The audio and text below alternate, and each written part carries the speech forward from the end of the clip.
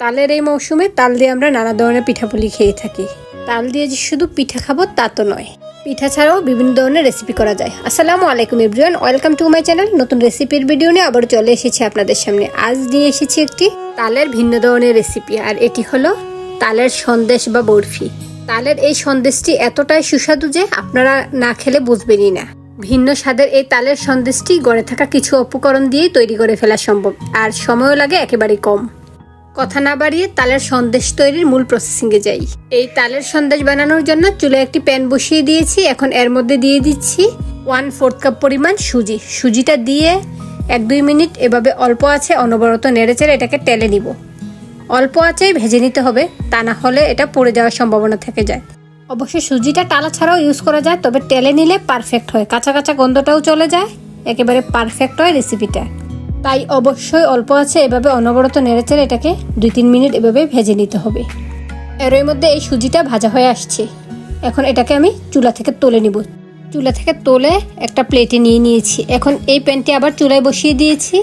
এখন এর মধ্যে দিয়ে দিচ্ছি 1 কাপ আগে থেকে জাল করা গরুর দুধ। এখন এই দুধের সাথে দিয়ে দিচ্ছি 1/2 কাপ চিনি। এখন দিয়ে দিচ্ছি 1/2 কাপ তালের রস। দেখুন তালের রসটা আমার একেবারেই গাঢ়, আপনারা আরও বাড়িয়ে দিতে পারেন, আমারটা একেবারে গাঢ়, সেজন্য আমি এখানে 1/2 কাপ দিয়েছি। এখন দিয়ে দিচ্ছি 2 টেবিল চামচ গুঁড়া দুধ। এই গুঁড়া দুধটা দিয়ে নিলে সন্দেশের স্বাদটা দ্বিগুণ হয়ে যায়। এখন দিয়ে দিচ্ছি তেলে রাখা সেই 1/4 কাপ পরিমাণ সুজিটা দিয়ে এখন ভালোভাবে মিশিয়ে নিব। এখানে আমি একটা হ্যান্ড উইক্সের সাহায্যে সবগুলো উপকরণ ভালোভাবে মিশিয়ে নিচ্ছি। আর আপনারা খেয়াল করেছেন কিনা জানি না, দেখুন আমি এখনো চুলার আঁচটা জ্বালাইনি, চুলাটা বন্ধ রেখেই এগুলো মিশিয়ে নিচ্ছি, কারণ চুলা বন্ধ অবস্থায় মিশিয়ে নিলে এগুলো পারফেক্টলি মিশে যায়। এই উপকরণগুলো মিশিয়ে নিয়ে তারপরে চুলার আঁচটা জ্বালিয়ে দিতে হবে। এখন এর মধ্যে দিয়ে দিচ্ছি অল্প একটু লবণ, কারণ লবণ না দিলে এর স্বাদটা পারফেক্ট হবে না। এখন দিয়ে দিচ্ছি এলাচ গুঁড়া। এখানে 1/4 চা চামচ পরিমাণ এলাচ গুঁড়া দিয়েছি। এলাচ গুঁড়াটা দিয়ে আবারও ভালোভাবে মিশিয়ে নিচ্ছি। ভালোভাবে মিশানো শেষে এখন চুলার আঁচটা জ্বালিয়ে দিয়েছি। এখন অনবরত নেড়েচেড়ে ভালোভাবে জাল করে নিচ্ছি। আর এই মুহূর্তে চুলার আঁচটা আমি মিডিয়াম হাইতে রেখেই জাল করে নিচ্ছি। মিক্সারটা ঘন হয়ে আসলে তারপর আমি চুলার আঁচটা কমিয়ে দিব, তাই অনবরত নেড়েচেড়ে এখন জাল করে নিচ্ছি। দেখুন অনেকটাই ঘন হয়ে আসছে। আর এই সন্দেশটি এতটাই মজাদার যে আপনারা যদি একবার না বানান বুঝবেন না। এখন এর মধ্যে আমি দিয়ে দিচ্ছি নারিকেল। এখানে আমি ড্রাই কোকোনাটটা ইউজ করছি 1.5 টেবিল চামচ পরিমাণ। আপনারা সাথে সাথে কোরানো নারিকেলটাও দিয়ে নিতে পারেন। আমার কাছে ফ্রেশ নারিকেল নাই, সেজন্য আমি এই ড্রাই কোকোনাটটা দিয়ে নিয়েছি। দিয়ে চুলার আঁচটা কিছুটা কমিয়ে তারপরে ভালোভাবে নেড়েচেড়ে জাল করে নিচ্ছি। দেখুন অনেকটাই ঘন হয়ে এসেছে। এখন অল্প আছে এটাকে বেশ কিছুক্ষণ জাল করে নিতে হবে। এই বরফির কালারটা সুন্দর করার জন্য এখানে আমি ফুড কালার ইউজ করেছি। এখানে অরেঞ্জ ফুড কালারটা আমি কয়েক ফোঁটা পরিমাণে দিয়ে নিয়েছি, এতে করে কালারটা সুন্দর আসবে, তবে এতে কোনো স্বাদের হেরফের হবে না। এভাবে চুলার আঁচটা লতে রেখে আমি বেশ কিছুক্ষণ জাল করে নিচ্ছি, যতক্ষণ না এটা একেবারে পারফেক্ট হচ্ছে।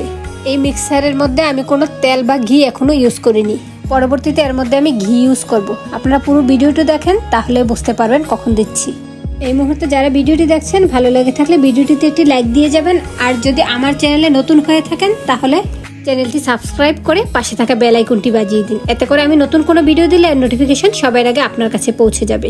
আর যারা ইতিমধ্যে আমার চ্যানেলটি সাবস্ক্রাইব করেছেন তাদেরকে অসংখ্য ধন্যবাদ। তবে আপনারা ভিডিওটি বেশি বেশি করে শেয়ার করে দিন, এতে করে অনেকের কাছে পৌঁছে যাবে আমার এই ভিডিওটি। আর আপনাদের লাইক কমেন্ট শেয়ার আমাকে নতুন কোনো ভিডিও দিতে অনেক বেশি উৎসাহিত করে। দেখুন বরফির এই মিক্সারটা অনেকটাই ঘন হয়ে এসেছে। এখন এর মধ্যে আমি ইউজ করব ঘি। এখানে আমি 2 চা চামচ পরিমাণ ঘিটা দিয়ে নিচ্ছি। এই ঘিটা দিয়ে নিলে এই সন্দেশের স্মেলটা খুব বেশি ভালো হয়, তাই অবশ্যই এই পর্যায়ে এই ঘিটা দিয়ে নেওয়ার চেষ্টা করবেন। এখন আবারও ভালোভাবে নেড়েচেড়ে বেশ কিছুক্ষণ জাল করে নিব, যতক্ষণ না পর্যন্ত এই মিক্সারটা প্যান থেকে উঠে আসবে ততক্ষণ পর্যন্ত এভাবে ভালোভাবে জাল করে নিতে হবে। আর ঘন তালের রসটা দিয়ে নেওয়ার চেষ্টা করবেন, এতে করে পানীয় ভাবটা কম থাকবে, পারফেক্ট হবে এই তালের বরফি বা সন্দেশটি। আর তালের রস বের করার কৌশলটাও আমার চ্যানেলে দেওয়া আছে, আপনারা চাইলে চ্যানেলটি ঘুরে দেখে নিতে পারেন। দেখুন এই মিক্সারটা অনেকটাই হয়ে এসেছে, এখন প্যান থেকে উঠে আসছে।